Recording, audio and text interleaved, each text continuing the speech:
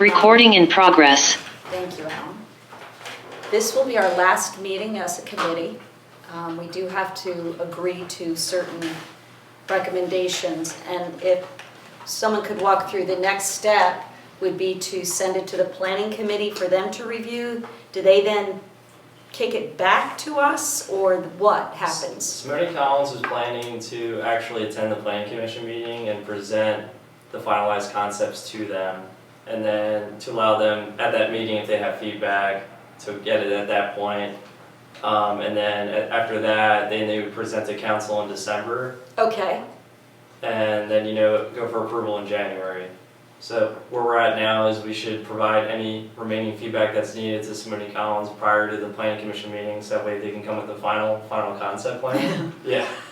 So that's why we're here. good. Yeah. 7:06 p.m. And it's 7:06 in case you're wondering. So I think, why don't we start with Elm Grove, because my understanding from listening to everybody was there really wasn't a lot of concern about the direction that Simone Collins suggested for Elm Grove. So I do want to make sure everyone has an opportunity, if you do have specific issues that you want to talk about and give feedback to Simone Collins on for Elm Grove, let us know. I think Michael outlined an overall pitch about Elm Grove, but I didn't get any thought that people wanted to push a dog park or anything else. So are we all good on Elm Grove? Yes. Yeah, it looks wonderful. They did a great job. Okay, there's one recommendation down the. So the two that are most in conflict, or not even in conflict, would be Narberth Park and Station Square. So we might as well start with Narberth Park, because that's the biggest, the one that's most. And as all of us who were at the public meeting and seeing some of the feedback saw, the question about the size of the skate park and first off, the daylighting of the stream there, I think everyone agrees that that's not something that we would move forward with. So it becomes the size of the skate park and what to do about any kind of like adult activities, the pickleball, or there were quite a few who wanted a tennis court, which I think probably isn't feasible given the cost of it, at least in Narberth Park. Are there other things? I thought we all agreed on the size of the baseball field. There was some, I don't mean to interrupt you, I think there was, but I guess I did. There was this, there was a concept that had a softball type field with dirt. I was just about to say that, I'm sorry, yes. I'm sorry. No, the other thing was the is it the junior field? And The Little League field, thank which you. can be used for Little League, hardball, Little League, and softball. Right, Softball of all ages, because softball only has one size infield. but now I don't know anything about the needs of softball. Does it need to be dirt in order for it to be? So that was a question, I think, because of the football field. Actually for football, Simone Collins brought up a great point that by making it all dirt, it will level that area, which will then be more conducive for football and soccer. I mean, professional sports teams for many years played in dual use stadiums where you had to use part of a dirt infield. And anyway, the concern that was brought up by a few people who were on the 4th of July committee is how that could be, what would be, or could be a potential problem for the 4th of July activities, because if it has rain, then it'll be more mushy or muddy. So I don't know that that's a deal breaker, but they could change the configuration.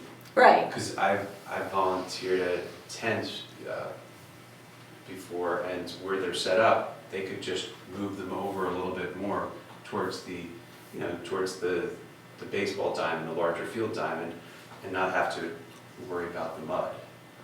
I mean, does anyone, does that make sense? Like, can you picture that? I didn't think that, and maybe I missed it, that Simone Collins was saying that the dirt would, because the whole field itself needs to be level. I mean, that field slopes significantly, you know, from the stands on down. So the leveling it, I think, to me, wouldn't make a difference whether you're doing the leveling in just dirt or with grass. I think what I heard as a concern was the football uses the part of the baseball diamond, and that's all muddy and dirty and depends on the weather. Then you got rugby and you have soccer. It seems to me they're all trying to fit in there, and I think a dirt softball field and then the infield of the baseball field would present some real maintenance issues, and I think it would be hard to, you can obviously line those fields and you can use them for soccer and you can use them for rugby and you can use them for football, but I think muddiness and tearing up, I don't know, maybe Jeff can have some insight on that, but to me it seems like it would be more, I don't know that it makes sense to me. I think it might be addressed through phasing, so if we, you know, that can be like something like way down the line. And I think even Sarah Leeper mentioned that by, you know, maybe like 5-10 years from now, they might have some different kind of material that they can lay down that doesn't have that issue with the, you know, the wear and tear and the muddiness. They have different kinds of materials that they can fill that with instead of just dirt. I've So got a there- dumb question, which is the reason dirt was proposed because that's what's required for softball? Yes. Okay. So the recommendation would be that we would like to convert it to one that can be used for both softball and baseball in the future if the material for the ground would allow for that. Our concern is that the dirt would it cause significant? I don't really see it presenting an issue. Oh. You know, that's not really on a very used portion of the football field. You know, it's right near the end zone, so it's not like a lot of plays are happening right there. You know, a yard of infield mix is cheap, you know, it's like $20 a ton.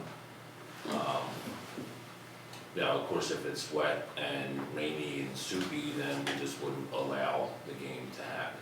Anyway, because you would think the whole field is going to be a mess. And, you know, we can get a cover for the infield.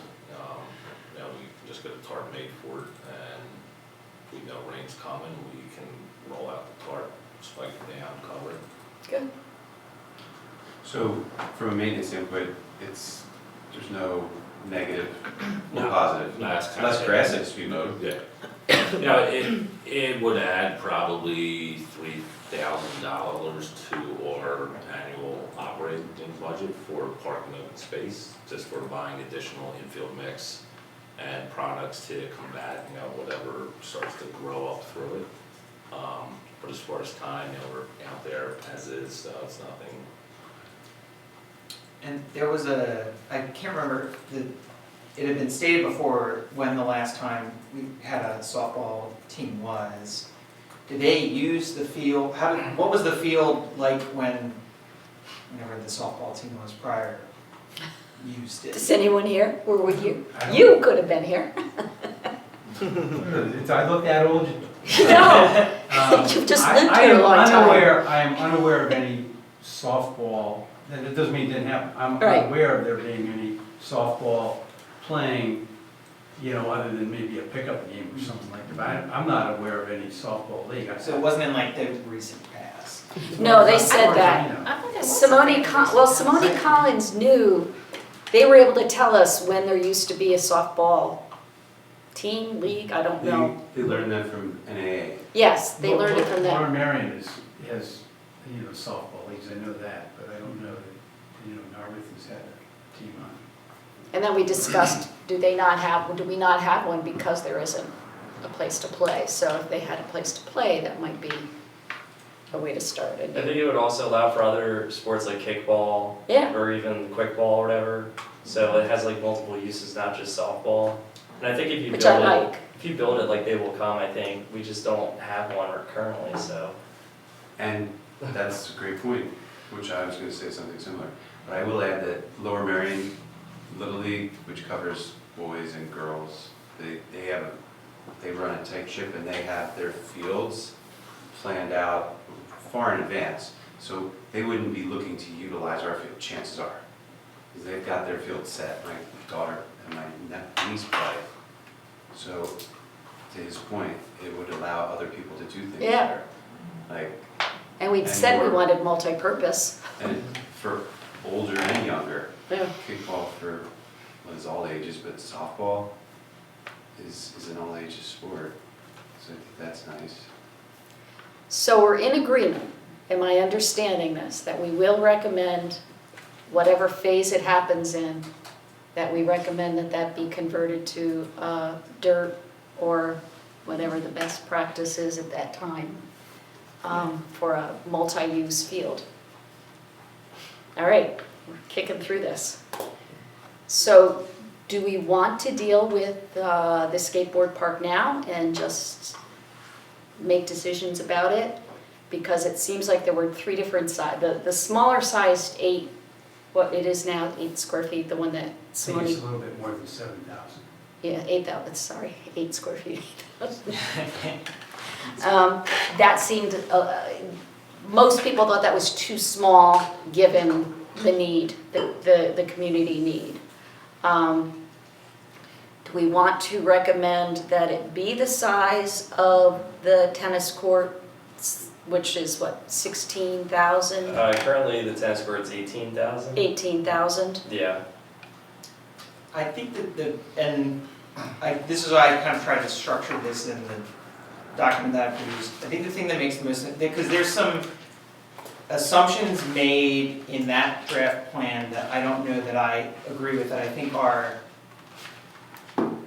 decision-making assumptions, right? The idea that the basketball courts at some point should be picked up and moved. Right, we'll get to, absolutely. But I think that that's also it's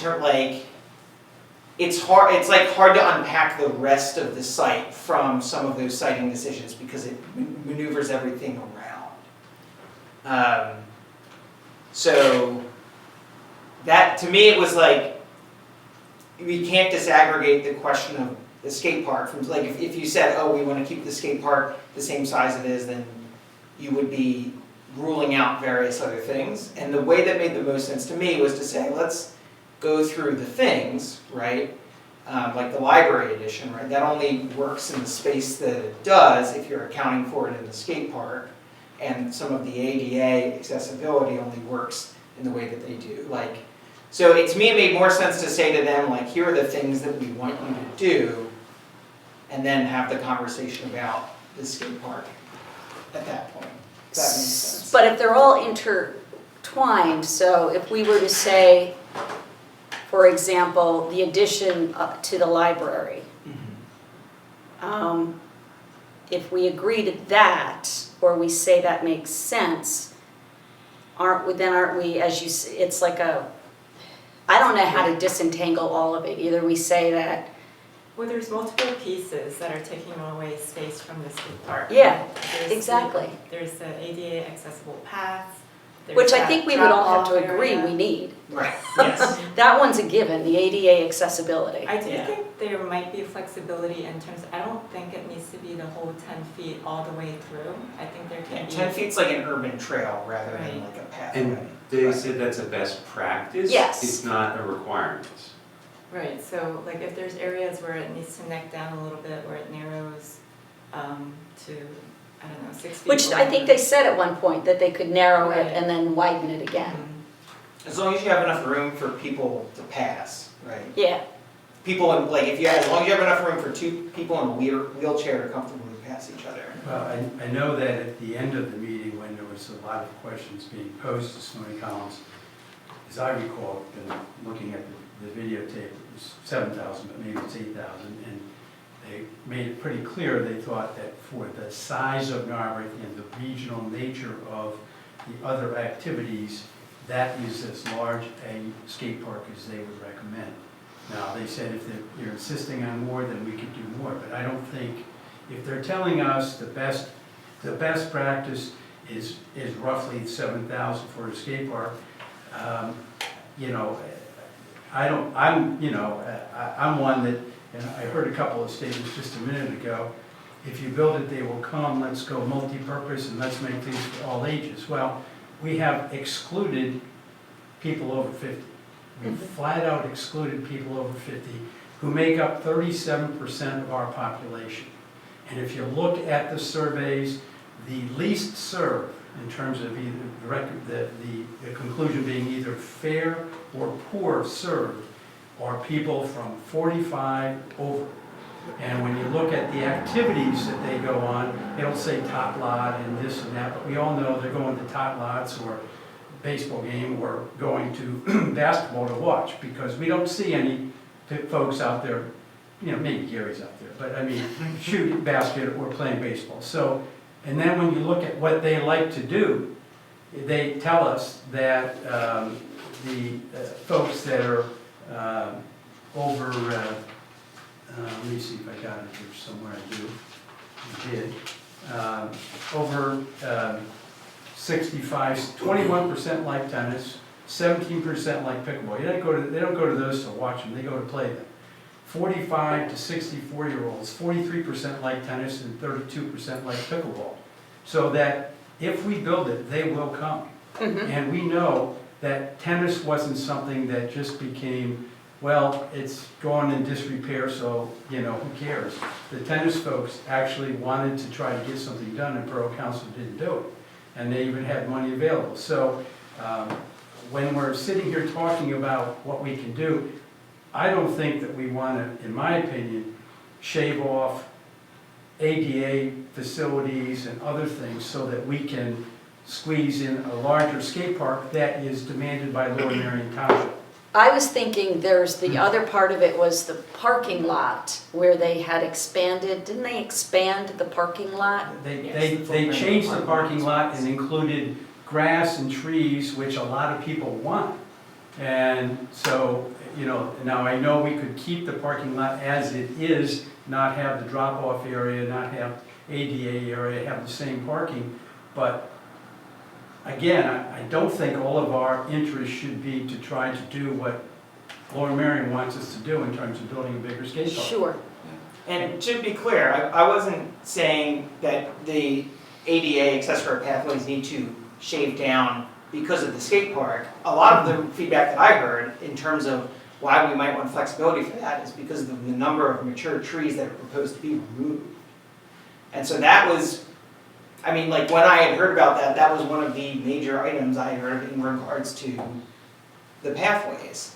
I mean, in regards of the parking lot, I know it came up, like when, because at the last meeting, there wasn't a ton of like discussion over the footprint of the parking lot. There was discussion of the footprint of parking at the first community meeting way back when, because Simone Collins raised the idea, oh, we could do that. And the immediate response from folks at the time was, oh no, I like the idea of reconfiguring the parking lot or maybe adding things, but not if you're going to be expanding the footprint of it. So in terms of like those values conflicting with each other, you know, and the way I think of it is like if you're designing a parking lot from scratch, it makes sense to include like tree islands and things like that because of the ecological effect of them, of that area being able to capture sediment as it's running off of parking lots which are extremely dirty.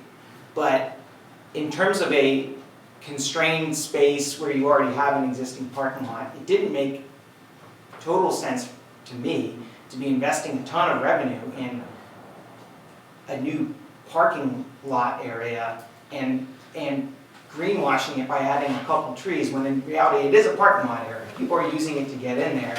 And the idea that we're losing those spaces by the reconfiguration and then having to make up those spaces and then putting those spaces in angled parking on the street, but then because of that we have to pick up the basketball courts and move it, like that cascade of effects didn't really make a ton of sense to me. And I thought they were saying about the basketball courts, at this most recent meeting was that would be a long-term, because when the basketball courts are gonna need to be redone. And they did say, I went back and looked at our RFP, and our RFP asked for, well, we were too ambitious in the RFP. We asked for a 3-year plan. But the point was, we didn't ask for a 25, 30, 40-year plan. And the reason why that gives me just a little bit of pause is, having worked in government, I know that when you get to year 30 and you have a plan document that says in year 30 we're going to do this, in year 30 everyone in the government is going to look at this and be like, this is an outdated plan. And then they're going to go through a new planning process. The most it should go is 20 years. So it made a lot more sense to me to say, yes, we should have aspirational things, and maybe some of them we don't get to, and maybe some of them we're thinking long term. It's good to know where you're headed, but in terms of like the core components of it, to think of it as more of a 5-10-year plan, and some things maybe farther out than that, but not to try to make the bulk of it designed around like a 30-40-year time. Yeah, the courts don't need to be replaced for like a ton of time. Like it's gonna be way down the road when they need to be like actually replaced. So, Like it'll outlive the plan. Right. It also speaks to the guidance that Matt gave us in terms of the budget and the phasing, which is that we cannot have the like 10 or 20 of these huge like costly projects for each of these plans. We can handle maybe like, 2. And that's something that we could plan for, but to have like multiple costly projects is just not in the cards for us. That's a good point. And resurfacing doesn't require them to go remove the Move entire anything. court. right, So resurfacing is not as significant of an expense as moving it. To move both of those, you'd have to rip the entire thing up and move it. So that would be a very, very costly for the borough. I don't think anybody would be expecting to do that part of the plan. No. Yeah. they even said that. Now, They Jeff, set when up- she mentioned perhaps going into this property, was she referring to getting an easement from, or buying these people, It's pushing in people back door? this side yard here Which belongs That's the borough. to the borough. from up to here. Mhm. Is that realistic to make this parking lot bigger, whatever the configuration is, even if it's the current configuration, just to give us more space? The main Verizon feed comes in off of Windsor Avenue and runs down underneath of all of these trees to right here. Our gas feeds are all right here, and so I know they mentioned about Storage. about us gaining storage space back here, but I need, this, to have turf here, that's where we keep our trash cans now, our dumpsters are here, our manholes, inlets. Is it realistic from a planning standpoint, I'll put you on the spot, to put like a 2-foot wide island and then just change the white lines for parking slightly? But that would give us green space, right? Get street trees that don't go above like 25 feet Right. and 15 feet, and they're like less than 10 feet wide. There's species that'll work for that. That would be an inexpensive way to put green on the parking lot by making a small strip, like 2 feet wide, and the length of the length. Did they design the Gives you parking? the illusion of green. It gives you the illusion. It But it doesn't also actually- provides shade, Not much, a little bit. a 25 little feet? bit. Yeah. Umbrellas would be better. Okay. It's a tree that has a 10-foot wide crown is going to cast a 10-foot wide shadow, that's about it. What we would want, if you want to put some significant shade in the parking lot, which everyone would vote for, I think, you need a bigger animal than a small tree like that. If the goal is shade, I think that, and this is probably beyond our remit here, but I know that, not to put Jeff on the spot, but if you have shade canopies, you can attach solar panels to them and use them to power some of the borough operations. I know that has been an idea that has been kicking around. Yeah, we've often toyed with proposing the idea of covered parking with solar panels on top of that to power, as much of borough operations as we could. That's somewhat outside of us, right? It is, but the only reason I brought it up is because if the point of the trees is to provide shade. Right, then there's a better solution there perhaps. may be, Perhaps. there may be a right. different solution that maybe is that or the other, right? That's something that could be done at any time, Right. this century or next. Yeah. You know, it's a great idea, and I think we're gonna see a lot of that around the world as time marches on. We're gonna have to do it. So, big, Walmart parking lots, they're a thing of the past. They're dinosaurs. Yeah. Was the parking design though with the assumption that you would use that space for your storage? I mean, because that's something we have to let them know, that that's not a feasible. Yeah, I was a little disappointed when I saw this rendering of the parking lot because myself and the gang, we walked it with them. Right. Showed them, where we only take what we need. They had mentioned potentially storage space that, if Sabine becomes a different entity and we can get space up there, or building on the side, it's just not feasible to build on this side yard here. It's not, but yeah, this rendering the parking lot removes the parking for our cop cars. It's, creates a choke point for our dumpster pickup. It really just eliminates, our storage capacity as well. So the feedback we have to give them is that this is not a feasible plan for the parking lot. And From it. perhaps put in a strip for trees. It's aesthetically. At that point, it pleasing. seems like it might be more trouble than it's worth. Oh, really? Well, I mean, I guess if there can be like some low cost, just striping improvements that they can recommend. But I mean, I think in terms of like real capital investments, Yeah. it doesn't seem worthwhile to put the money and expand the space to modernize it.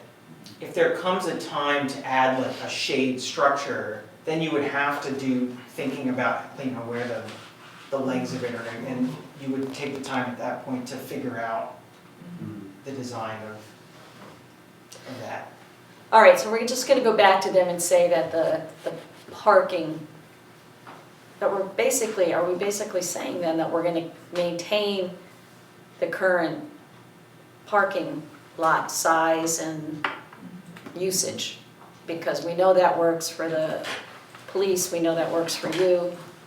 I think it works for guests to our parks, there's ample parking in Yeah. there. I think it's, speaking to what you had said about, moving a bit, it's just a lot of aspirational type of goals that are in here, to move the basketball courts is, there's a 16-inch sanitary main that runs underneath of those basketball courts. I wouldn't want to bring an excavator near that. It carries all the wastewater from this side of town through. We would all agree that we don't want It's that. not something we want to go near. All right, so that's good, or at least it's a decision. The next then, because the next one then will help us decide, I know we have to have a bigger discussion, a broader discussion about the skate park.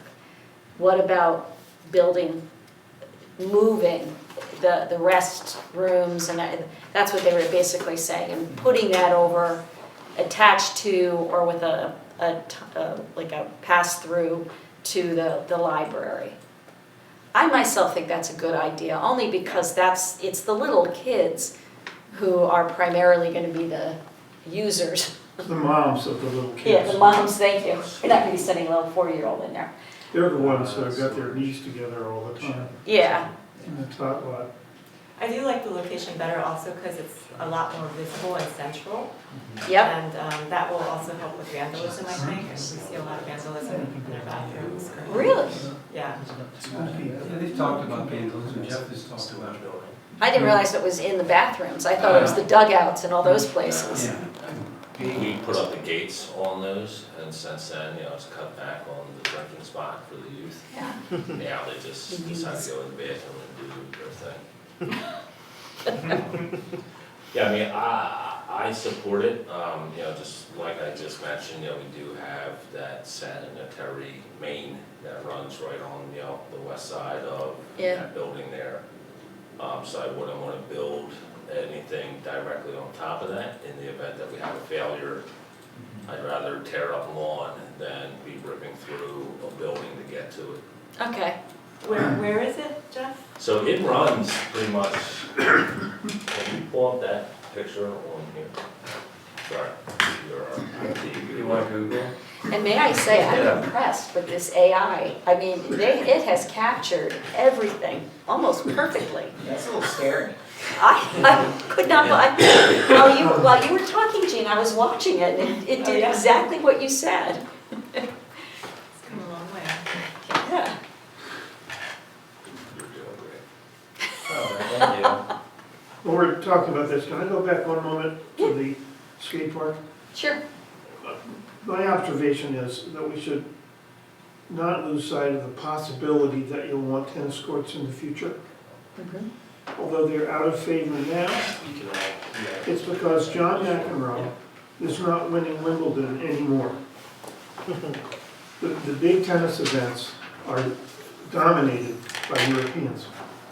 And we don't love it when Americans don't win Don't win. big tournaments.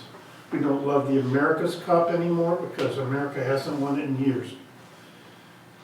The time will come when Chris Evert Lloyd and John McEnroe reemerge, or Their their children's children. successors, their children's children, and then we will fall back in love with tennis. No pun intended. I guarantee you. Well done. I would just say that since the pandemic, all outdoor sports have had an increase in their use, not use, but, participation. Uptick. Skateboarding has gone up about 13%. Tennis has gone up more than 20%. Pickleball has gone up 150%. So, there all these. So I don't think it isn't what it was or seemed to be when all those folks that you were mentioning were winning everything. But it has resurfaced, and it is something that the folks that are 45 and older that are playing. So Yeah. I would agree. My comment is only to suggest that room be left in the plan for 2 tennis courts. Don't make it so small that you can never do tennis courts again. I don't know how, though, we would ever fit 2 tennis courts and everything Well, else that's just a there. comment. Yeah, no, I understand. If we build it so tight, we will regret it, or our children will regret it, Right. in the not too distant future. We also have These things are trendy, and, we're not gonna be playing football at all in another 20 years, because moms are not gonna let their kids play football. And so the bottom is gonna fall out of the football game. Hey guys, So can I make a needs to comment? say This is that. Jen. Hi. Are you taking comments? Who is that? It's up to you. Yeah, Who is it? is that you, Jen It's- Gajewski? Yeah. Jen. Hi. Hi, I'm joining from home. I wanted to attend, but I can't break away from the homestead here. I'm just wondering if you're taking public comments like as an integrated part of the discussion, or if we're waiting till the end. I think you should, as a Just- committee, should talk, and then if you want to. yeah, why don't we wait to the end, and then we'll give anyone who's joining from the public an opportunity to chime in on their Okay. thoughts. I was formerly a planning commission member and with Jim, and I think Sure. Jim years there too. And I am a member of HARB. And I was working on the green building ordinance. So a lot of the topics that you're covering here tonight, there is a little bit of overlap. So I just feel like Sure. myself, but to interject. But I can wait. I can be patient. I can wait till the end. Thank you so much. So you were about to show us? Right Jeff? where the cursor is here, there is a manhole right off of this pathway here. This pipeline runs, maybe 3 to 4 feet off of this wall right here. And that carries the bulk of the wastewater from this side of Narberth, and then it The things you learn. traverses, you can follow it down right underneath the skate park here. And then same comes underneath the basketball court to a manhole right here along Haverford. It's a straight line. More or less, yeah. Could we recommend where there's a tree right behind the, rather than on top of that, but right behind where there's a tree there, behind what would be, I guess, the Girl Scout section? That would be where bathroom would be placed rather than on the side of the, I think they That is were gonna where be the there, addition that's the Okay, spot, okay. yeah. And especially because and I talked with Matt about this a little bit, to just remind myself, because the area on the side of the library was a dump. It was a dump back in the day, so the foundation there is ever shifting, is my understanding. When I talked to Matt though, he said that the area, that's,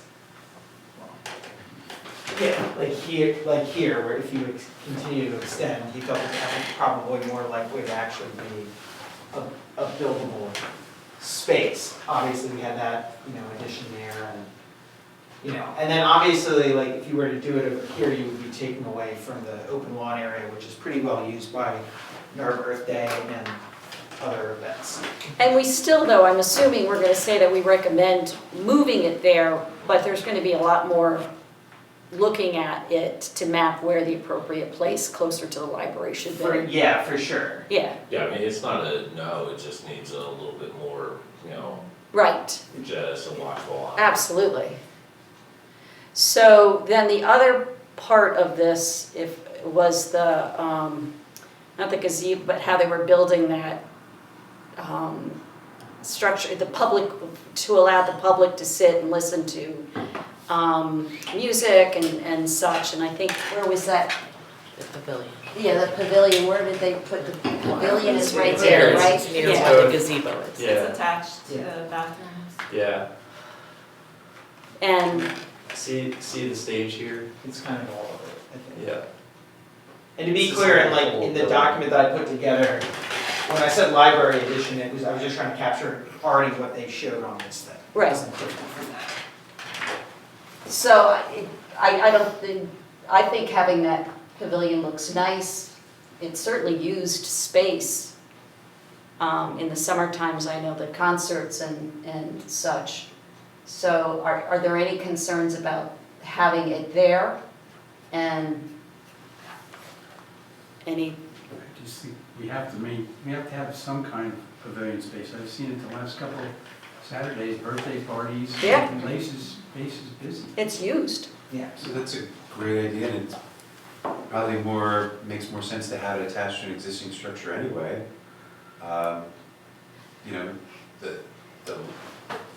The plumbing, the electric, everything's That's- already in the other building, and you're just Yeah. extending it into the new building. Although there would be a breezeway to get through, but that would just be easier. I think Danny, the music guy, that's what I call him, Dan Gold. wanted it closer because I think there's a difficulty in Wi-Fi connection or electrical connections when they're holding some of their concerts. So he was interested in the move. The library's gonna be a tough building to make a good-looking addition to. This is the architect in me, just being a pain in the ass.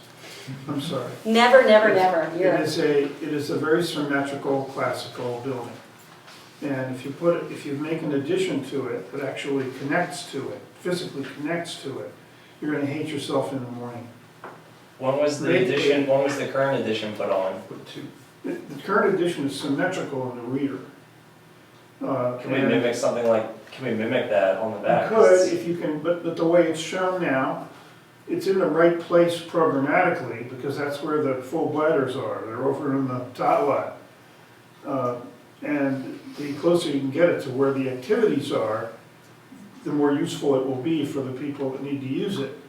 I just mean as a, you know. It hurts your sensibilities.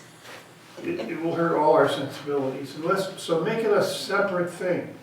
Make it look different, make it look like a new thing that's not a Not a Disneyland effect.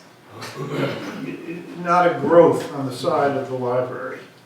So no covered breezeway, just a separate structure. Yeah, make it really make it look really separate. Different architecture, different colored brick, something other than brick. That seems very realistic because don't they account for a covered walkway between did. those two buildings Yeah. between those two, so you just remove the cover? Yeah, Okay. cover's not gonna do you much good anyway. Yeah. Yeah. So it's a separate animal. And the plumbing goes back and forth underground anyway. The electric goes back and forth underground anyway. It's a pipe and a conduit. So the proximity, with all due respect to Dan, you know, you can accomplish it without it being an addition to the library. Good. All right. So then we have, I thought that they were turning isn't it like this? I'm not familiar enough with, that they were gonna turn that into like a multi-use that could be used by the little kids, but could also be a pickleball court or something like that. And then they talked about maybe changing the lines on, or adding to the basketball court lines that would allow for multiple uses. During the day, pickleball, obviously in the evening, So the multi-use court is right there, it's letter M, that blue M. area. Oh, thank you, I kept looking over near the yellow, and that's the And in the playground. other plan, it's switched around. That's why, with the yeah. swings. Thank you. So, are we okay with the multi-use? Well, I think, are we skipping over what's the real The elephant in the elephant? room? The and elephant? Figuring out what we're doing with the skate park? I think that's almost drives what else we do, it seems to me. Well, it seems to me that if we're okay with all these other things, then we are left with a skate park that may not be the size that, And that's why I Lower Marion. was saying is like, the skate park is currently a very big space. If we figure out all of the other things, then whatever the remaining space is can be this. X in the math equation. I do have an issue with that multi-use location, but we can get to that. Well, we can, M, Yeah. we can talk about M right now. So I've got a number of issues with it, but my main issue is the way that the open lawn space currently operates, like when you're having NARB Earth Day, you get drawn immediately into the space that is then activated by different events.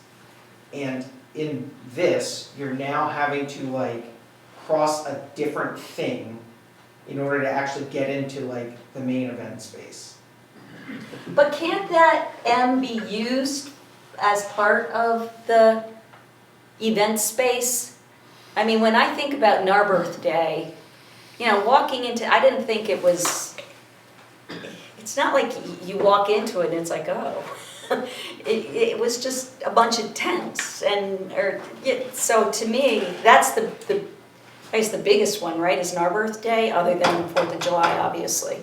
Yeah, I mean, I think over the years you've had different events, like the Strawberry Festival and other like things that use that space. Right, and so we have the walkway here, right?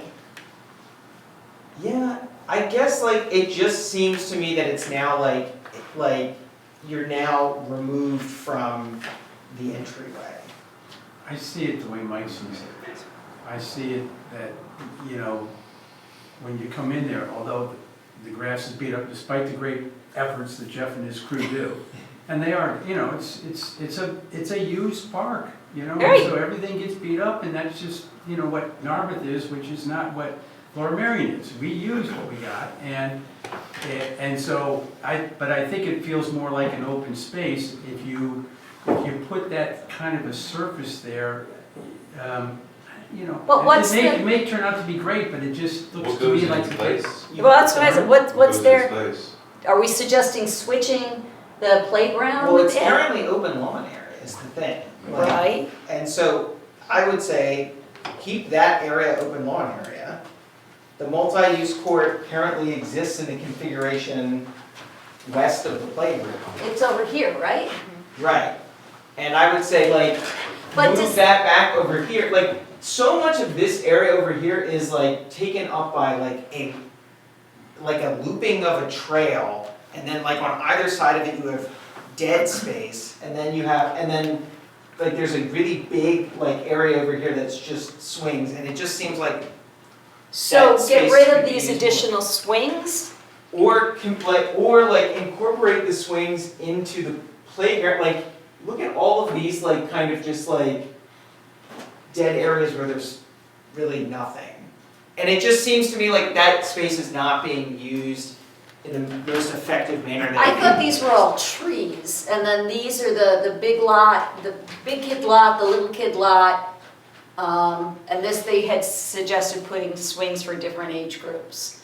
So I understood this was all kind of the way it is because there's existing trees there and we don't want to take down the existing trees. So if we were to, and I actually think putting the multi-use over here would be a nice thing because of the shade. So I mean, isn't that sort of where it is now? That's where it is now. Yeah. and Why can't it stay If it where it was is? a different surface, I think, you know, it gets used. And You see kids there that I age wouldn't, using I it. wouldn't recommend taking out those swings that the bigger kids use. Because those are really And they did important. say- Well, then we're back to, then we're back to what do we do then with those bigger kid swings? Actually, if you look at the layout for concept one, Yeah, that was the good one that had it over. it actually pretty much keeps to a very similar layout that we currently have. Alan, can you get that one up quickly? So concept one and the refined concept Yes, one? yeah. I agree. There it is. It So, almost would be a little bit easier if it was without the trees, so you could see what the playground part is and what is the play area. so could that be something that we just take from concept one and pull into concept two? Is this concept, this is, This is concept one. This is one. Reversing where the playground and the. Mhm. But incorporating the swing set like actually closer into the playground. But right? will that still, because it still has something here, and you're saying that the issue Well, so was, that's why I was saying, this one they put the swings over here, but if you incorporate the swings more closely into the playground, Right. and then you keep like a multi-use court over here, then you can still have this open lawn area adjacent to the, library. And we don't have to like fully design it, right? No. Like, we can give them direction, and then if So- they have Let them major do it. issues, they can come bring it to planning commission. so what we're gonna recommend is we go to concept one for where the multi-use court is, and we squish the big kid swings further towards The the other playgrounds to allow for more walking space into the park. I'm actually ambivalent, I'm not really sure from one to the other. I do feel like with the multi-use court right there in front of the lawn, that could also function as flexible space, if it's designed that way, to have like a paved area. I guess what I'm not understanding is, like you said for Earth Day, you want it to be all lawn. What's the harm in it being like a level surface where you can set up tables and stuff on top of it? It's an extension of, like, I don't get why it's a negative. I guess I was imagining like that if it's a multi-use court, it's going to have like certain things that are in it. But I no, mean, I I get, think, I think everything on the multi-use court is supposed to be like removable, like not permanent, so like you can set up certain things on it, or I think maybe. the only thing on there is a basketball net. So And everything else is just painted on the pavement. but Right. if it was like phase two shows, then when there's an event, kids can't use it. Right, So that's a drawback, because a lot of kids use it, and when I looked at the size in person and on this design, if we go back to one, you could take that multi-use right there, on one, and make it a square, and make half of it a half court, because the kids don't need that full-length miniature basketball court. Because, I mean, one pass and you're at the other end, so it's silly, it's just run and gun. Half court makes them actually work on their skills more anyway.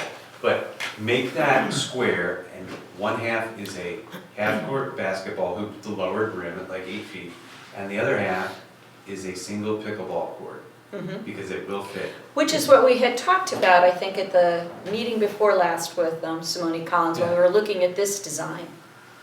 Yeah. So, yeah, So that's an idea that can work based on the space. And if it doesn't, it's easy to change it in the Because it's future. square, and you could Yeah. reline it, repurpose it, etc. I like that. That was the way I laid it out in my document, so I like that, but that's my bias.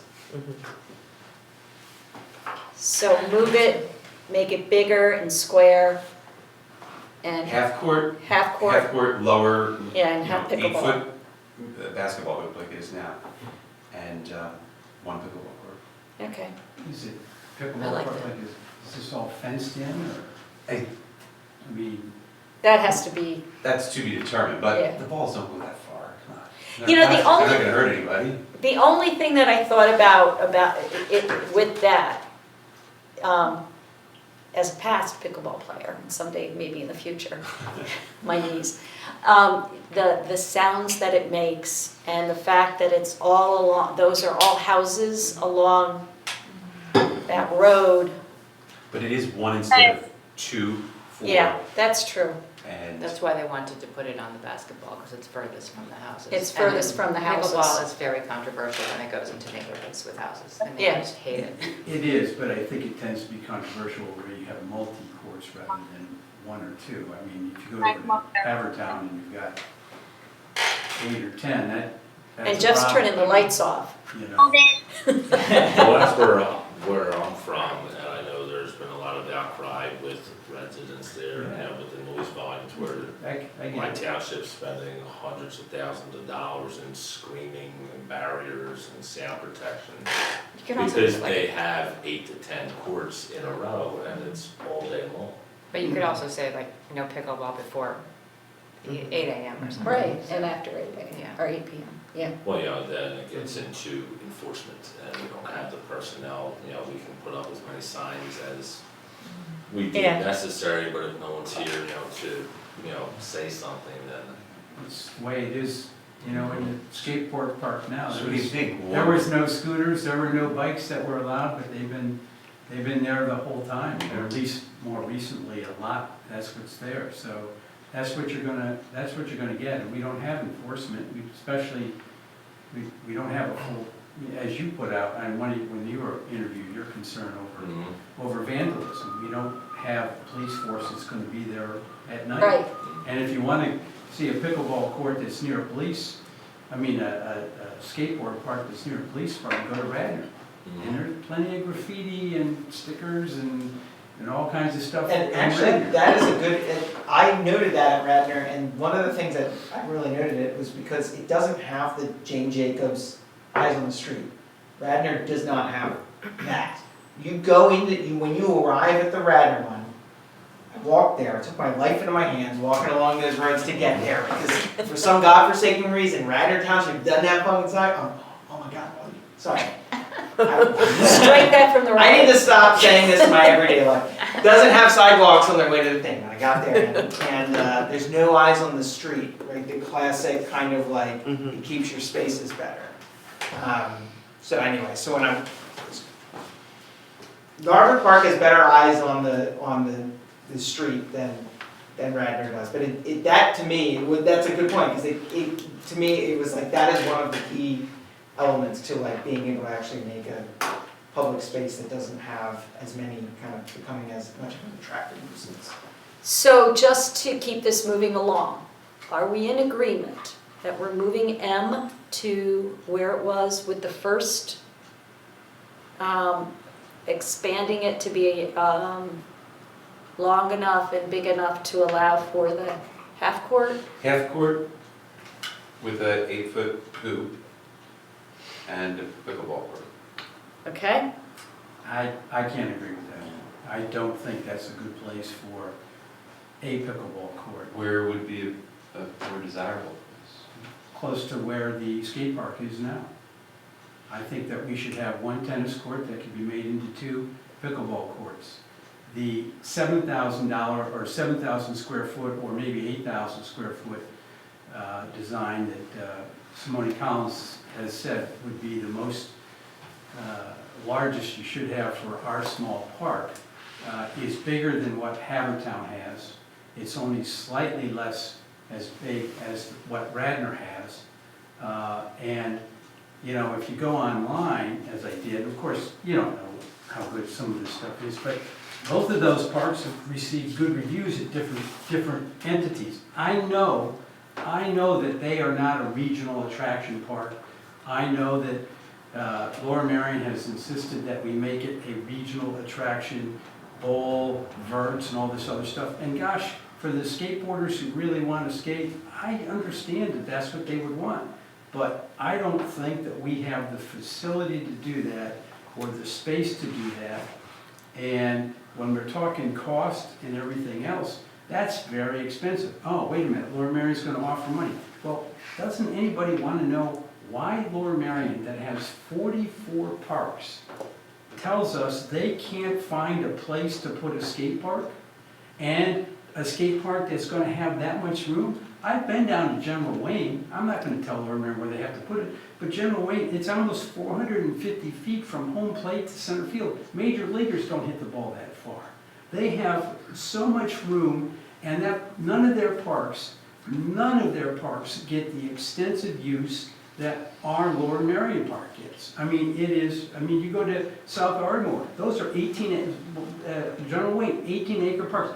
I want somebody from Laura Marion to come in here, because first they said to us at the meeting, when Simone Collins met them, they said, we have spent 3 years and we can't find a place to put a skate park in Laura Marion. By the way, their website has 44 parks listed, and only one can you even use a skateboard, and that's on Kenwood Trail.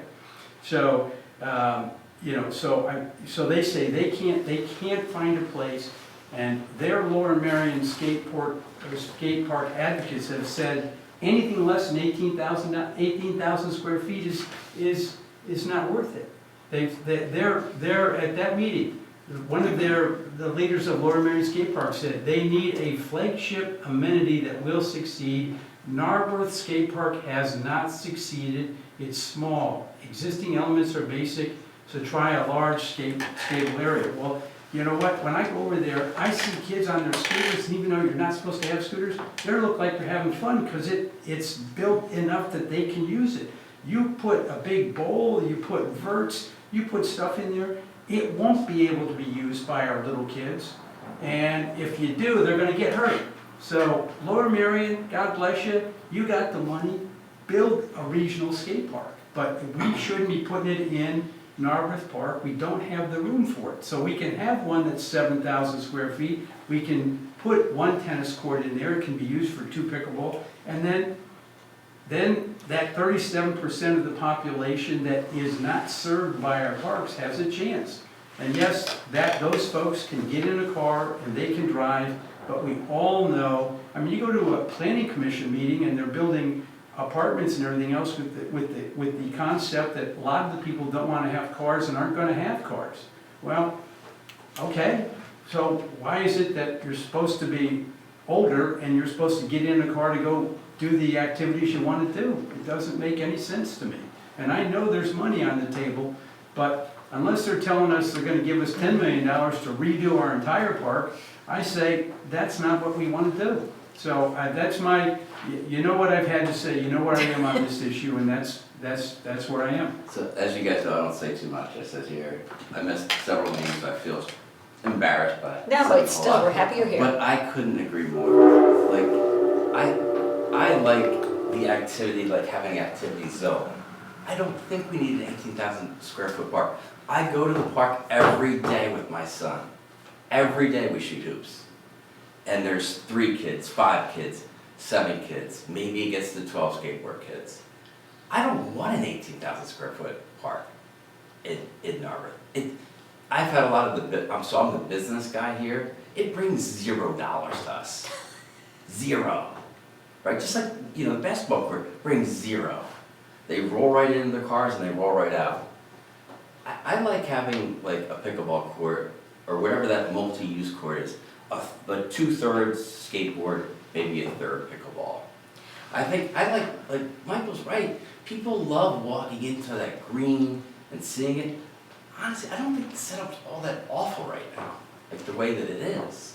So would we be recommending then, or at least on the table for discussion, if we were to table the idea of half and half, I'm gonna call it, moving that in half and half,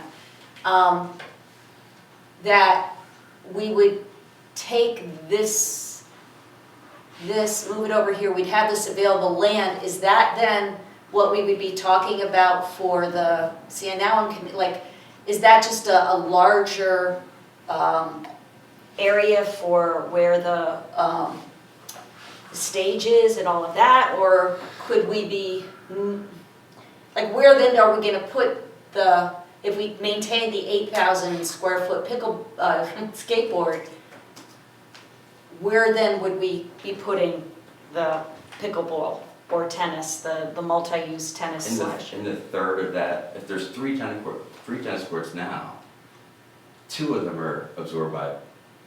So there's still one tennis, there's still one. Is there one? Well, Okay. tennis is Or- 18,000 square feet. Right now, those 3, old 3 courts are being utilized.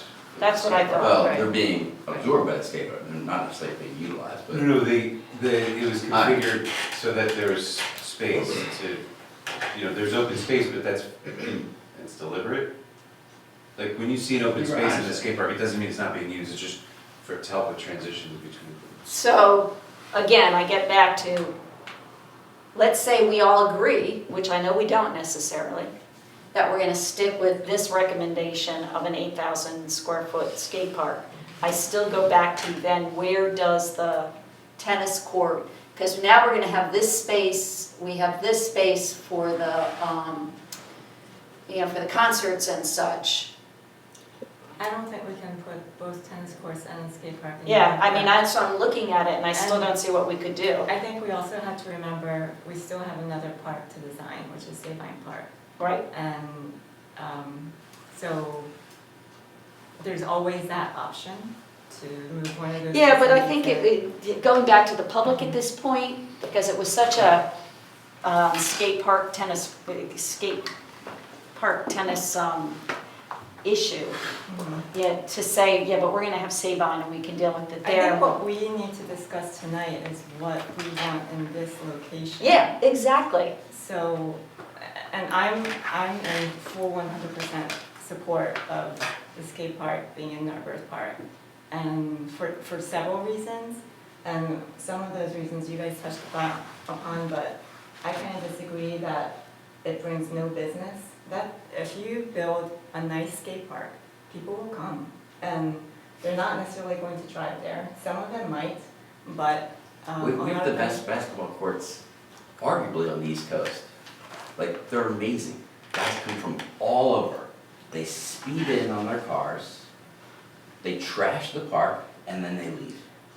Zero. I think the skateboard community is a little bit different.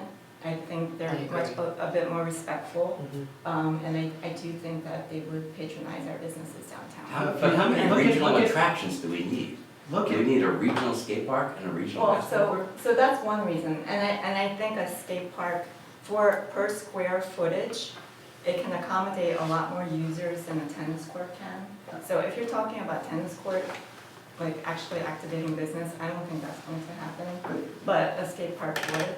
And then secondly, I do think the location where there's more eyes on that space, and with the police department and public works nearby, it seems more easier to maintain and keep clean And keep it safe. During the day, from 8 o'clock till 4 o'clock, there will be no skateboard. There would be tennis, there could be pickleball, and that will go on longer. The shelf life of a 45 or 50-year-old man or woman who wants to play tennis is they might be able to do it for 25 or 30 years. Some kid coming in to skateboard is going to do it for 3 or 4 years. So you want, when you say business, I don't know what business skateboarders are going to bring in. Maybe they'll go to the ice cream shop, but they're not doing something else. And when you say it's a different mentality, then go online and look at skate parks in Philadelphia, and you'll see some of the best graffiti you've ever seen all over the place. That's common. And in Radnor, a nice suburban community like us, they have plenty of. I can tell you, if you locate the skate park in Sabine Park, you're gonna see a lot more graffiti. I'm not saying it should be there either. I mean, but Yeah. what I don't think we should do, well, it's hard to, because Sabine is such, there are a lot of issues out there, and it's hard to piecemeal do them because there's issues of parking. So if we address parking, that's almost to me the starting point, is, in my mind, is parking anywhere in the borough, because it's going to impact who's going to come to skateboarding.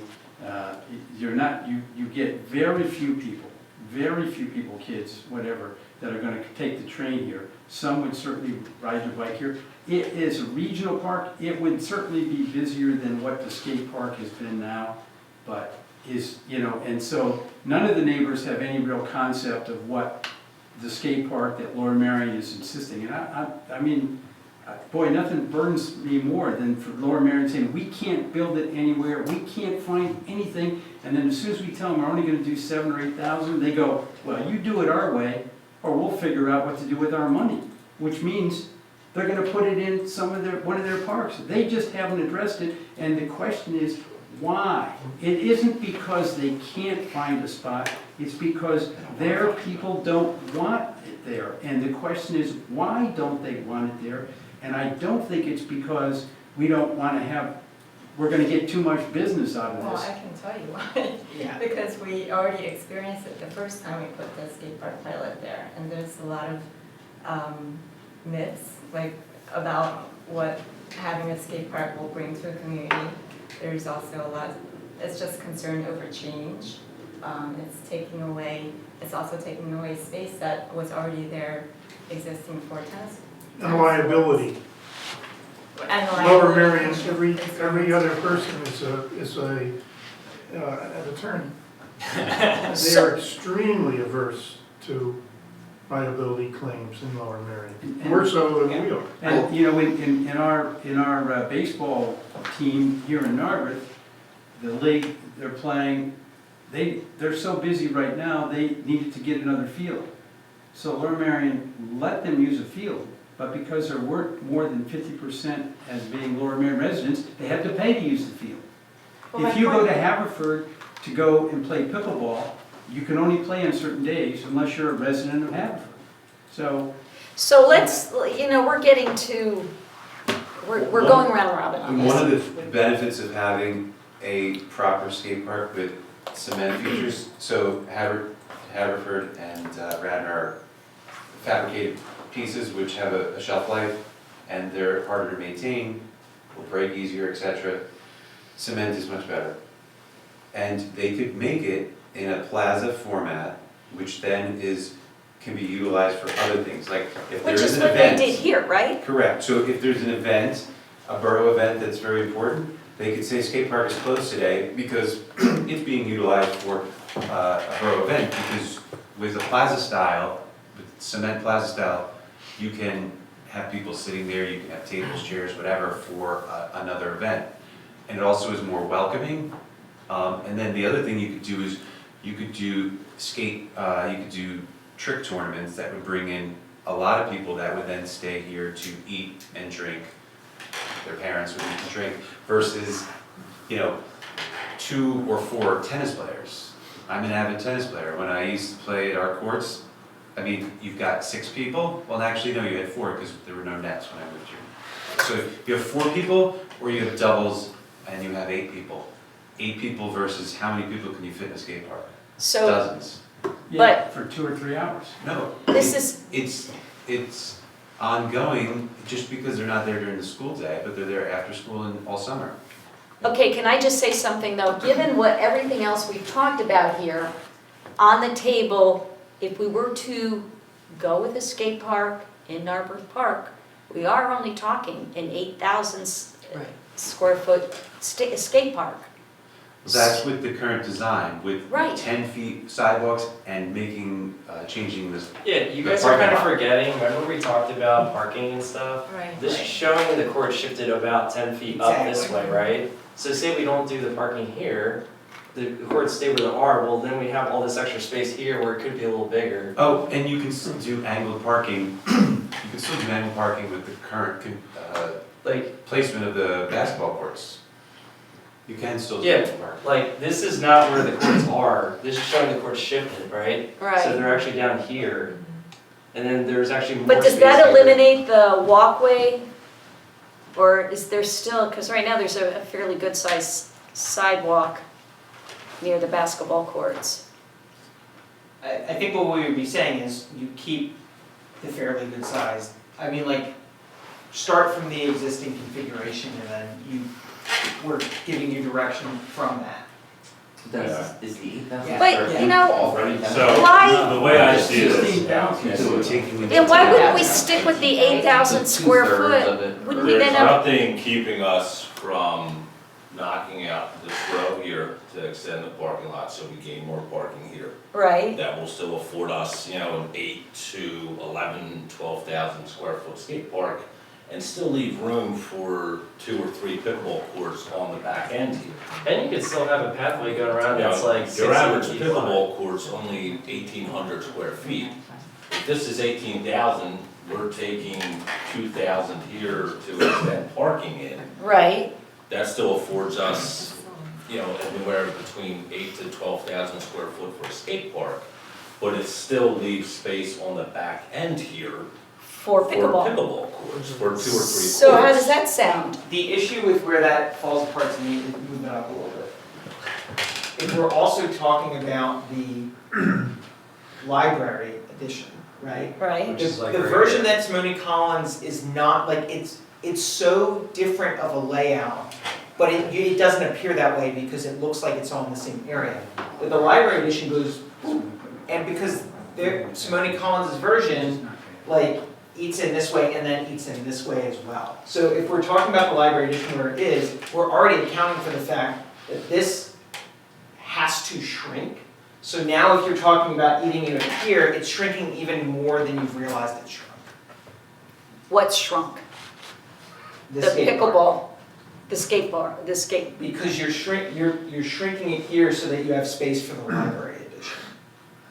So Well, if you're just looking from the existing configuration. Jeff?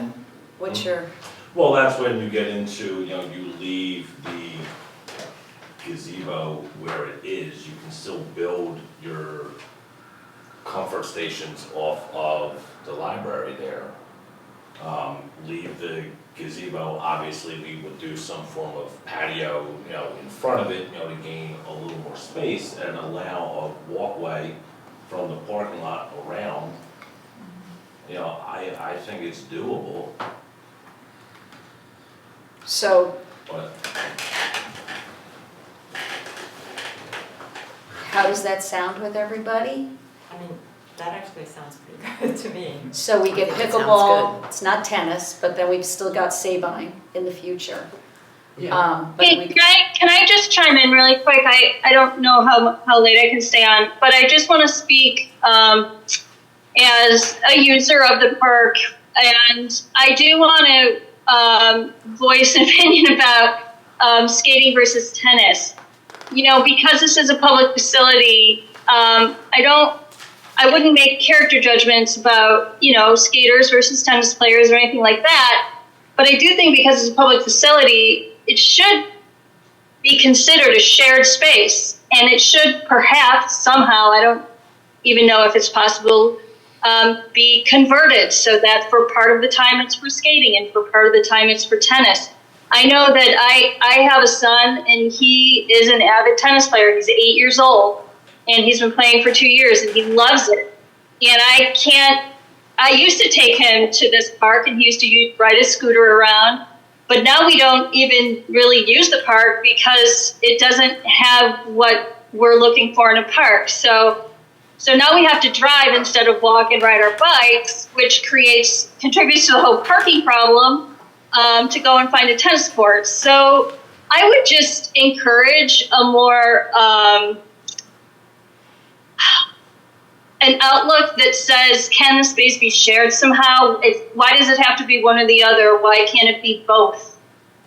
Because I do also think that tennis is gaining traction again. I don't think it's a sport from the 80s where everyone wears their collars standing up and, you know, and watches John McEnroe or Chris Evert or whatever. You know, I think we have a new generation of tennis players. I think tennis is a very popular sport right now with kids in elementary school. And so is skating. I mean, skating's been a very rebel thing to do for many years. At one time it was outlawed in the city and, you know, now it's everywhere. But let's think about it more as an opportunity for all the public to have its little square of the park there. Sure. Just my 2 cents. No, that's appreciated. Thank you. Why do you have to fit everything in Narberth Park? Like, we have 201 Sabine as well, right? I think everybody is on the same page and we think, you know, a tennis court would be a good use, but this is probably not the place to do it. We have all this extra space at 201 Sabine. So one thing that, Not on that page. one thing that is evident is when the pilot came about, we didn't have scores of tennis players coming to say, okay, how long is this pilot gonna go? What is the future of tennis in our area? Now that there's a plan to design a new park, now all of a sudden everyone's into tennis? I mean, there's only about 7 or 8 people that raise their hands. Well, there's also, So, exactly, so is tennis really? I would turn that around and say, when did the skate park become so important? Well, Like, let me it's finish like my thought it's though. like Let me the finish my center of thought. everything we're talking about. Half of Narberth is closer to General Wayne Park, which has multiple tennis courts.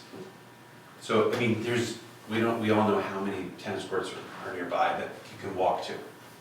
And obviously ride to, bike or car, but what about the overlay on the basketball court? Because can you do that for nobody's tennis? playing basketball on a work day. It kind of ruins First thing in the morning. It's not. Yeah, It's not. I kind of like How your does that ruin idea. it? I thought that was kind of a All the good. lines, it just makes. So it you're looking, work. I thought when you're playing basketball, Yeah. you're looking straight ahead, you're not looking at the ground. Um, You're looking at where the 3-point line is, and the key is, you're not distracted by pickleball lines. It doesn't work for the. Just What about- just a minute. What just about a- what Jeff said? I thought that was a great idea. It had both two pickleball courts, it had a skate park. But it's a much smaller skate park.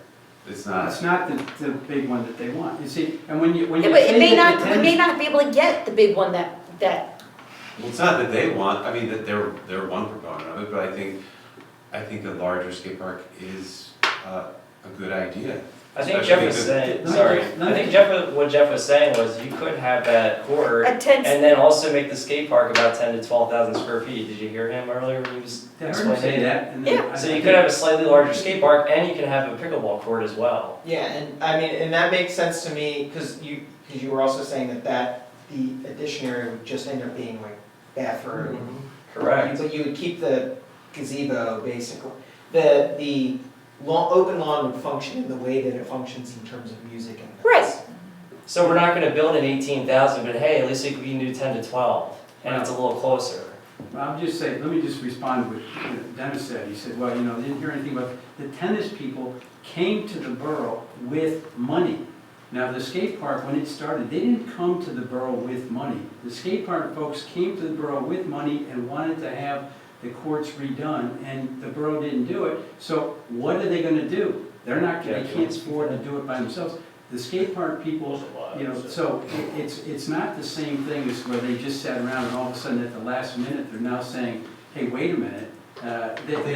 We actually asked for public input, so we got public input. The public input told us there's a good portion of Narberth that wants a skate park, there's a good portion that wanted something more like a tennis courts and such.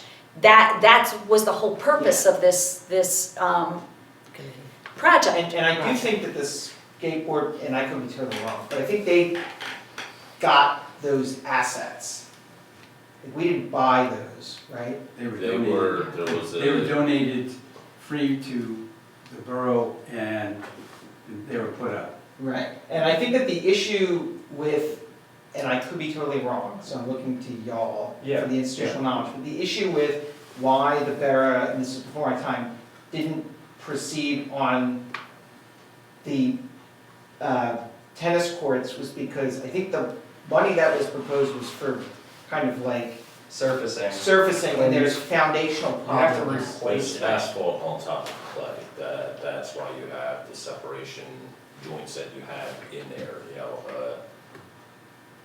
painting the surface wasn't enough to make it last. But no, we don't know, we haven't been hearing what the estimates would be for a skate park that is concrete, but a skate park that is concrete, that is 8,000 square feet with bowls and everything else, would cost more than putting in tennis courts. I agree, but that's why I also think that if we're going to be doing a skate park and we are something that is, like, if Lower Merion is interested in partnering with us, that's why I think that as much as your critique of Lower Merion was very on point, and I agree with it, but as much as that is the case, then if we're looking at a skate park, we do need to take seriously how much money they're willing to put on the table. And then if we get to the stage where they decided they want to control everything and all of that, we have the ability to say, no, I'm not going to do that. But in terms of like the space, if we end up in a situation where we also don't have the money to do anything with that space, that to me is also a very bad scenario. So we can go back to Lower Merion with the concept of a 10 to 12,000 square foot, plus, because we're going to now incorporate those pickleball courts into the other side of that, and recommend to whomever handles Sabine, whenever that is decided, I don't know what the timing for that is, that there was a fairly significant, I mean, when you look at the input that we got, that we need tennis courts. Well, I think you're right that we need tennis courts. I think it is going to be very difficult to get tennis courts or anything at Sabine. They've already got a lawyer ready to litigate anything up there. What do you mean, they wouldn't let them put in more amenities for a I park? asked when they had a meeting, that they had a meeting with their lawyer. They were trying to basically get people to put up money to fund their lawyer. And I said, well, I don't understand. What do you want at Sabine Park? What is it you're looking for? Well, you know what, we can figure that out once we knock the building down. If the borough were to let them knock the building down, or to have the building knocked down, there would be nothing that could ever get built up there without a lot of litigation and fighting. So that, it is ideally, there's no doubt, ideally, you do everything, a comprehensive plan, which is when I first got on this, I thought was going to include Sabine, that a comprehensive plan that would include Sabine. We don't have that option here, but I don't think it's, it makes sense to say, well, we can do it at Sabine, because I think whatever is going to happen at Sabine is going to be pretty far down the road, if it's going to happen. That's just my assessment of it.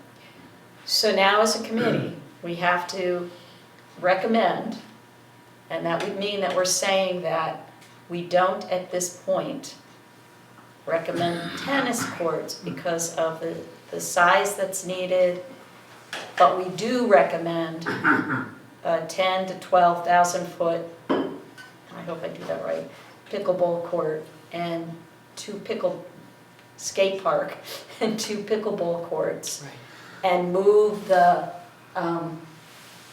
that play area over to where the trees are, open that up. So that's really, I don't think that we are, as a group, gonna be able to find consensus That's right. on a tennis court at this point. I just don't see how. I think you're right. So I think we Just just, have to dissent. yes, and I think that's important because someday Sabine will exist, and no matter what the obstacles are, Narberth owns it. There's more than one step that's required for anything to get done. Yeah, Right. right. And I do think we still do need to recommend that that they look at the tennis courts there. And just, Any plan that is adopted and approved by the borough, it doesn't mean it's gonna happen quickly. anyway, It's not a funding document. And then, what if things change within Sabine at the same time? And then Sabine all of a sudden becomes a blank canvas, Yeah. right? So then maybe more pickleball courts up there. we are Et doing the cetera. best we can Yes. with the What we size have. of what we have, with understanding that we basically don't have this budget. Maybe some of it. Yeah. Yeah. So I just wanted to comment on one thing. Yeah. We're saying like Lower Merion this, Lower Merion that, like yada yada. Why does it have to be us versus them? We're Right. supposed to be sharing resources. We don't have to even revisit that. Why is it us versus them? Because they said, we can't do anything. Hey, guys, We can't do anything, and then when we said we're gonna do 7,000 or 8,000, they go, quote, Lower Merion would prefer something in the range of the existing footprint of 17 to I'm saying 18,000 we square should feet. share resources. If that cannot That's be all, accommodated, right? we can settle for it. well, then can we'd be settle welcome to for go to our 14 10,000 foot square. We can settle skate for park, a right? 14 to That's right. 16,000 Welcome to square come. foot skate Yeah. park. Anything smaller would not be viable to meet the need we see in the community, and we would need to allocate our financial resources elsewhere to meet that need. Dennis, all that I'm saying is we should share resources, and there's a lot of tennis courts that are nearby. Michael actually did an We're not analysis. talking about tennis courts anymore. Okay. Right. Those are gone. If there have been discussions with the borough and Lower Merion, they have not been brought to this committee. Maybe somebody knows what's been going on. What we learned when Simone Collins met with the Lower Merion Township Parks and Recreation, that's the first I saw of anything that said Lower Merion was talking about putting up money. So if there have been other discussions, then it's kind of unfair for us to be looking at this without knowing if there's something else going on. What I'm saying is there's a lack of skateboard resources in this area. Michael did an analysis showing what skate park facilities are available in this area versus tennis courts, and it's very disproportionate. Mhm. So Right. I was just bringing that point up. And that's an important point. And the point is that we have a very constricted space to work with. And I think we've come up with a good solution that allows for multi-generational use of the park. Prior to this discussion, really, it really wasn't multi-generational, except for the special programming that happens 4th of July, the concerts. So can we all live with what we've discussed here tonight? We may not all agree with all of it, but can we live with this will be the recommendation that we will make to the planning commission. And then if they're in agreement to the borough council. Because we can talk about this all night. Yeah. Right, no, I think that's. Rebecca, I suggest that one of the things that this committee should do, you're a committee, Yes. we're a commission, is to recommend strongly that without including in the planning effort Sabine Park, that this is a bullshit planning exercise because we don't have enough land. We have all this land and we're Right. not considering it. And there is a faction of residents who are blocking what would be a rational discussion about how to use the resources available to us, but we're not allowed to use them. That's insane. Yeah, I don't, There's acres I'm and gonna acres leave that up up to there. our council members. That's what you should recommend And to the to ask- planning commission, and we will pass that recommendation on, believe me. So, Because we do planning in the planning. This is not planning. Well, I will dissent from the very fine presentation that you've come together and got most of the majority to agree to, with my dissent including a recommendation that that we suggest to the borough and the planning commission that Sabine really be part of any final plan. yes, and I think the good thing is we have a good jumpstart on Sabine because of all of the community input that we've We got. know what people want. Yeah, And then things could change in 2 years and then say, oh, now we have all these But other options. we're not gonna talk about this Exactly. one anymore. We have closed the, now we've got this little one here, which was very surprising from my perspective at the community meeting, because there was a lot of pushback in terms of parking and from the business community about the parking, and concern that the ABC store will move if we remove the parking. That is well above my pay grade, all of that. So what do we want to recommend, understanding what we've heard now from contingents within the business community about Station Square, which, I'll chime in here because I've got a lot of feedback from the businesses. thank you. One of the women was so passionate about it, she was crying about it. She said, if you ever remove that parking, I'm dead. She called the hair person. No, I'm not gonna say this. And she did say, as much as the idea was to extend the parking down Haverford, she said her clients will never come. If they have to walk an extra 400 feet, they'll never come, okay? I also talked to Drew at the Greeks several times. Yeah. He said the same thing.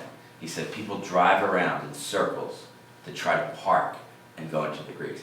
If we park down here, he said he's dead. So you mean, So if they can't park in front of the business, Well, they will go to the business? that's what the business owners are saying. But Well, you then, know, why don't they remove that outdoor dining? They'll have plenty of parking. That's 3 spots. Well, 3 spots are better than no spots. I mean, that guy was very passionate, I don't know who he was, but he was passionate like that woman. I mean, why not just take out that outdoor dining? All the businesses existed before How COVID. many without it. spots are in there? There's 20, how many? There's 14. And, So- yeah, and I think that we could, I mean, this is not like an engineered version, but a resident sent me a sketch of what it would theoretically potentially look like if you added angled parking in a portion of this to replace spots immediately. But that worried me. Can I ask you about that in terms of, we were gonna do the lift to make it safer in that part of the Narberth Main Street? Because it can get difficult to Yeah. cross. So that, Fox, is that who it was? David sent? Fox, yeah. To do that though, then it kind of eliminates, it also eliminates the bike, the additional room for the bike path. So, Yeah, I have the same concerns, because those are my priors, but in terms of trying to, I guess the way I approached this when I saw it was in terms of trying to address the different values that were coming at me all at once. It seemed to me that this was a way to get at having the pedestrian space while also trying to meet the other concerns about having parking at that location. I think that drawing was good and that seems to make sense. I think the idea of the plaza would be great. It just seems really neat. I just think timing is really difficult because we got all of the construction that's going to happen at 230 Haverford. And, you know, it's going to be hard for the businesses to be attracting folks as it is. You know, so if that's like part of a 5-year plan or something, to figure out parking, I'd say maybe that could make sense. I mean, I think the plaza is a great idea, but I do think that the parking is really, I've heard consistent complaints about the lack of parking in Narberth, and I don't know what the answer is. I was talking to a neighbor who had been at the meeting, and he's a commercial real estate guy, and he tells me that the difference in cost for retail space in Ardmore where there's parking nearby and where there's no parking. And it's pretty dramatic difference in terms of, you're paying a lot more if you got parking that's really accessible. And so parking must mean an awful lot to consumers. It does.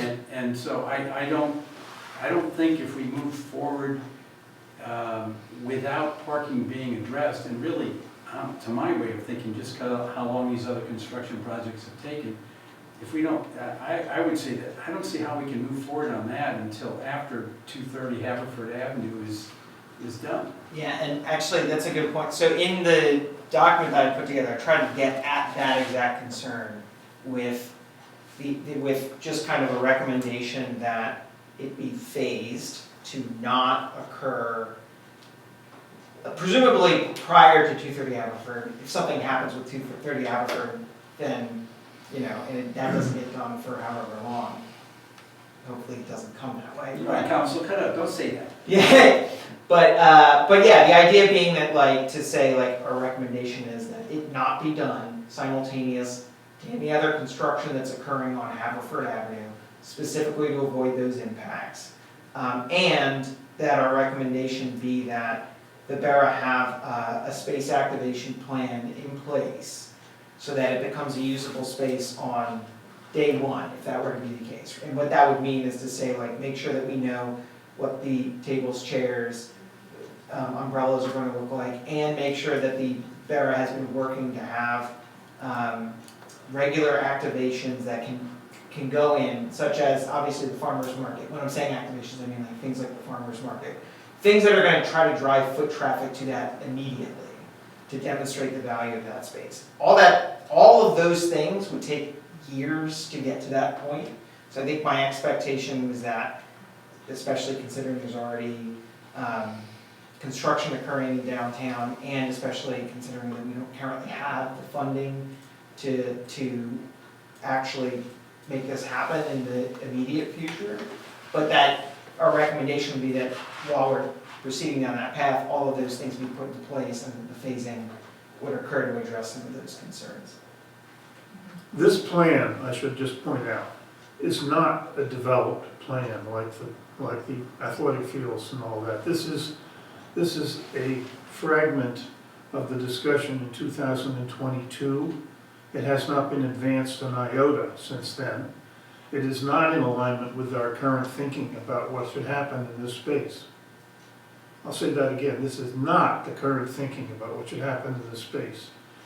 It has a drive-through to exit the parking lot behind the 630 Haverford Avenue stores.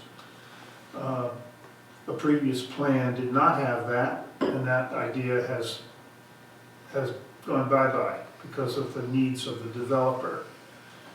There is a need for parking in here, despite what the citizens group in the charrette that we had back in '22 universally wanted to clear all parking out of this space, but I don't think anybody who's seriously thinking about this in the months and years since then agrees with that. There needs to be some parking here. We heard about it in loud voices the other night. Yes. And I agree. I mean, I've worked on this thing for 4 or 5 years now, but I can see the need for parking in here, and we have a way to do it using that drive as access and egress from parking. And we just have to figure that out. There's more space where the umbrellas are. There's more space there than we really need for a civic gathering space. It would feel like a Windy Plaza, a little bit like the Municipal Services Building, if you want to use an example. A place you wouldn't want to go because it has its own weather patterns. You don't want that. So I have a question then about that. If there is then room for parking there along that, where I guess the road is, is there still an opportunity to create a more safer road system at that juncture? Yeah, I think so. I Because, think so. I mean, we also heard that loud and clear, you know, the safety considerations. Well, I'm not sure if they are valid, but let's just say, if you folks vote to postpone any action on this plan, I think you're going down the correct path. Because this is not ready to be approved or disapproved at this point. We should just say, put it on the back burner. But should we ask Simone Collins to look at the Fox iteration and see if they can reconfigure this a bit to show what potentially it could look like? Though that may not happen, it sounds like for 5 years that you could even begin construction. Yeah, I think they're gonna bring something to planning commission regardless, so Yeah. we should start the process now of saying, look at incorporating X, Y, Z, so that at Yes. least some of it gets incorporated by planning commission, and then planning commission will also get the chance to provide the additional feedback to them to advance the ball from there. Yep. Right.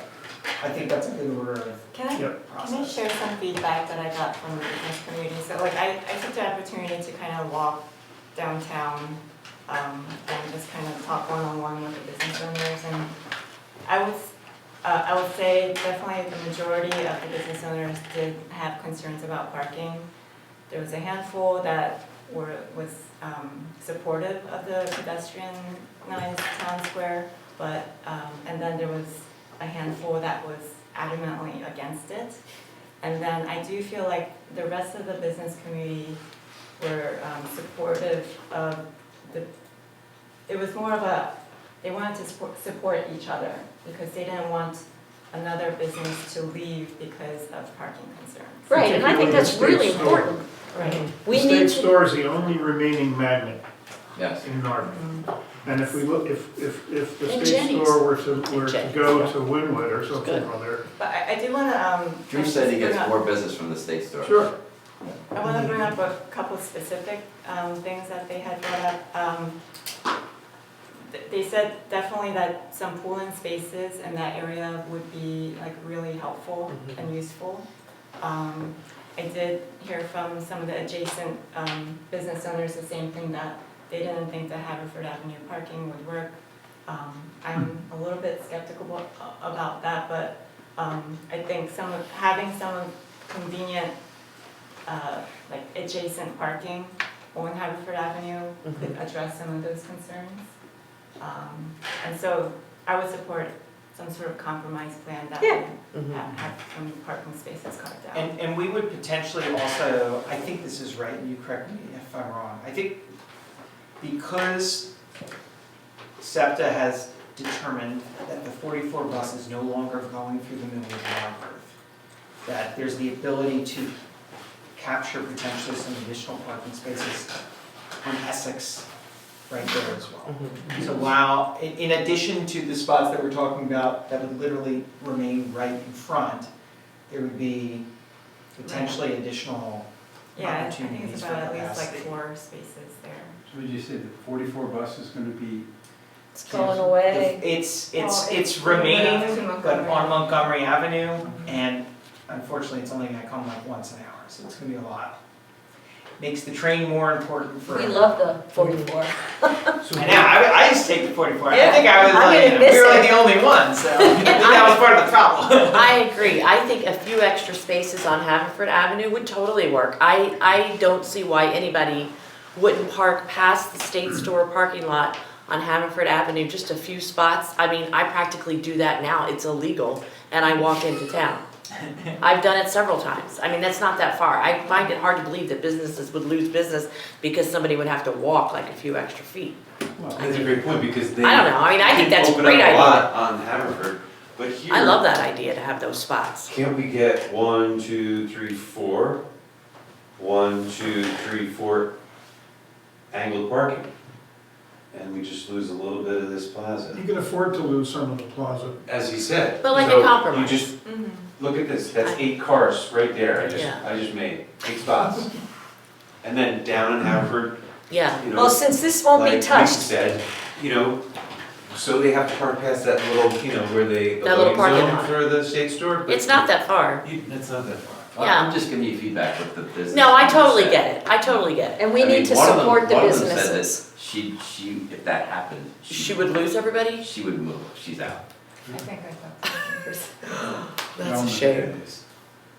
Well. All right. I don't know, I mean, I look at So it, we- Narberth is We walkable. like it, but we just need to add parking. Yeah, Yes, we just that's need to what we're add gonna parking. say. And I Parking is think an that- issue all Yeah, over. but I think that means we've taken, I think that has been feedback that I think everyone's taken super seriously, and that's why that's why Absolutely. the entire conversation has been focused on trying to reclaim those spaces. I do think it's important to point out that it's important to address the business community's concerns because Yes.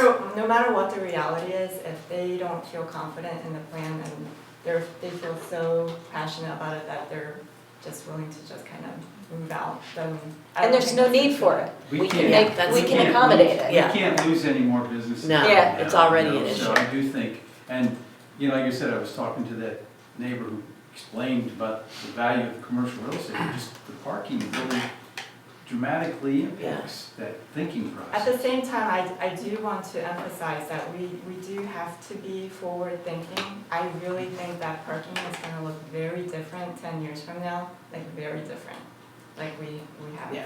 That's why this is a low. And you know what, there's gonna be so much tennis and pickleball then too, it's unbelievable. We could put We'll a be able to tennis, we'll repurpose put a tennis the, court there. The Americans are gonna be winning again. All right, I think we made great progress. Thank you all. This is our last Oh, meeting. can I also ask, the community feedback summary that I put together, does everyone feel that that accurately captures things? And can we forward that along? Because I actually, having been on the planning commission, Mhm. I do think it would be good for, and being on council, I do think it would be good for folks who have like a summary version of a thing, so they don't have to go back through 800 pages on their own. They can go back. Is this also your recommendations? Like, one thing that I disagree with, you know, is telling the borough manager to go back and talk to Laura Marion and negotiate that whole thing. So putting the recommendations aside, because I think we covered that via the rest of the meeting, and it's just gonna be what we discussed here. Just the portion of it that deals with the summary of. Like as an attachment, as an addendum to the recommendation. Yeah, that's perfectly Yeah. fine. Why don't we all though take a quick look and make sure that we're in Yes, agreement? Yeah, so you can continue, read Yes. through it again, you can continue to send, and we'll make edits, but I just wanted, while we were still here, wanted to just see if that worked. Thank you. I just wanted to thank you for all the work that you put into that document. I know that took a lot of time to do Yes. that, so. Very great. Good job. And I also want to thank everyone here, because I think this is a really great engaged committee and all the hours that you guys have put into it, going to all of the community engagement events, showing up Narberth Park in the rain, showing up at Station Square, handing out survey flyers to people coming off the train, all of it, I think we really kind of went above and beyond, I and think I'm really proud of the work. We did sometimes I said when at the outset was, things get done and it's not until it gets before borough council that people somehow wake up, and we woke everybody up earlier so Yeah. that people could speak their mind and have their input, which I think was the ideal, is what you want to do. Yeah, the community input was fantastic. I mean, Was that really 800 good. and some odd responses, having done a lot of market research, and that's amazing that they got that kind of feedback. It was good. All right, thank y'all. People were into it.